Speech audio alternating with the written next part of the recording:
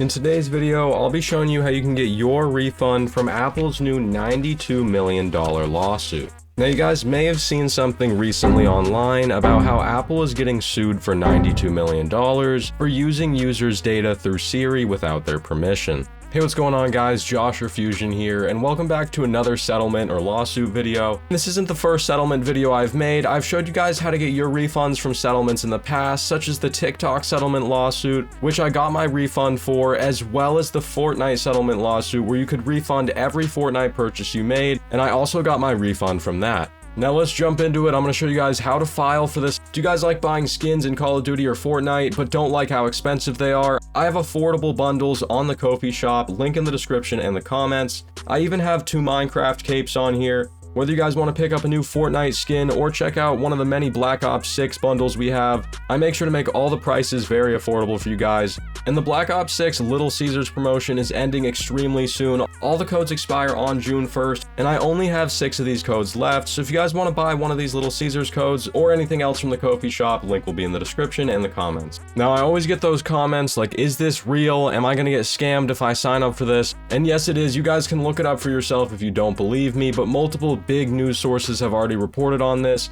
Yes, the $95 million Apple Siri settlement is real. Now, what exactly is this Apple Siri settlement, and what are the criteria you have to meet to apply for the refund? Now, the point of these videos is to show you guys how to get free money that you're entitled to. So if you guys don't want to miss out on more free refunds and things you're entitled to, drop a like on this video and subscribe to Fusion here, because more settlement videos are coming in the future. Now, when we come to the settlement website, link will be in the description and the comments. It says, if you owned or purchased a Siri-enabled device and experienced an unintended Siri activation during a confidential or private communication between September 17, 2014 and December 31st, 2024, you should read this notice as it may impact your legal rights. Now, right there in the title of the settlement, we pretty much understand the criteria for if you can file. It's if Siri activated on your device unintentionally while you were having a private conversation. Now, are you serious? No, Siri, stop. No, you gotta be kidding me. Are you serious? Siri, stop listening.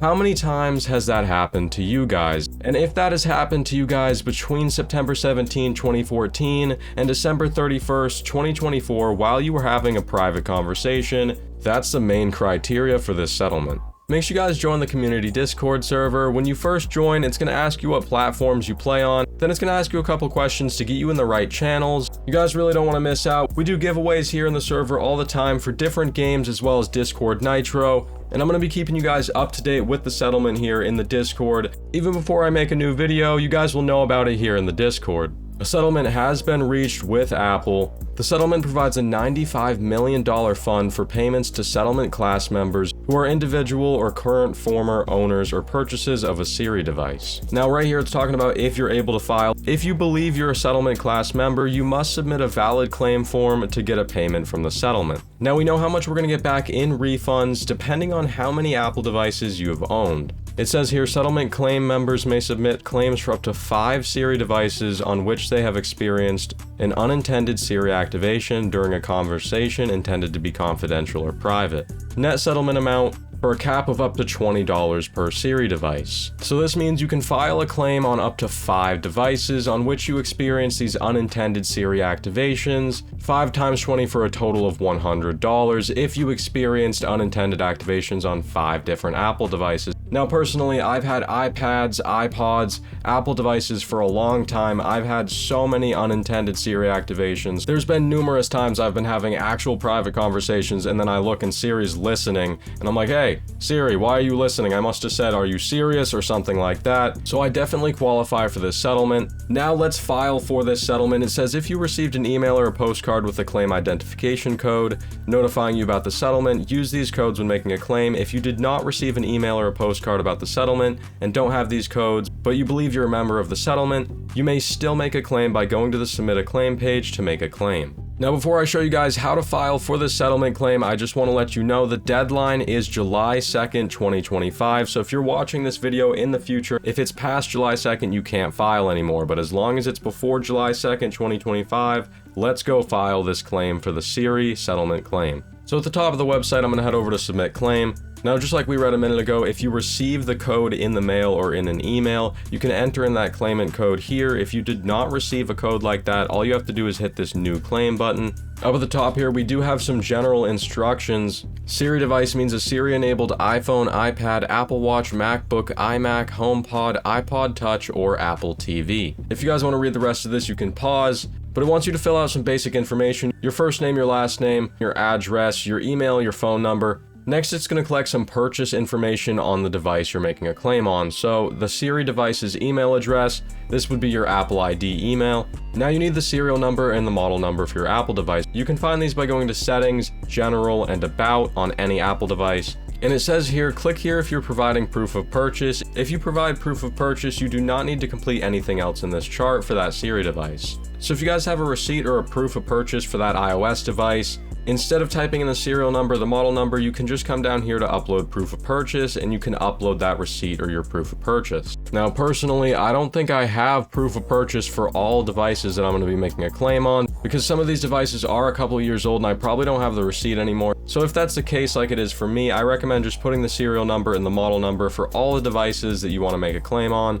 I definitely have proof of purchase for like my iPhone 13, so I might put that in here as a receipt. So one more time just to clarify because it's kind of confusing. If you don't want to type in the serial number and the model number, you can just upload the receipt of your purchase. After that, we have payment selection. You can either choose to get a direct deposit for your refund or get an e-check sent to your email address. And there's also a third option down here in small text. If you prefer to receive a paper check instead of a faster and more convenient option listed above, click this link. Now, personally, I'm going to use an email check. That sounds like a good idea to me. You can just upload the check in your bank app and it's an instant deposit.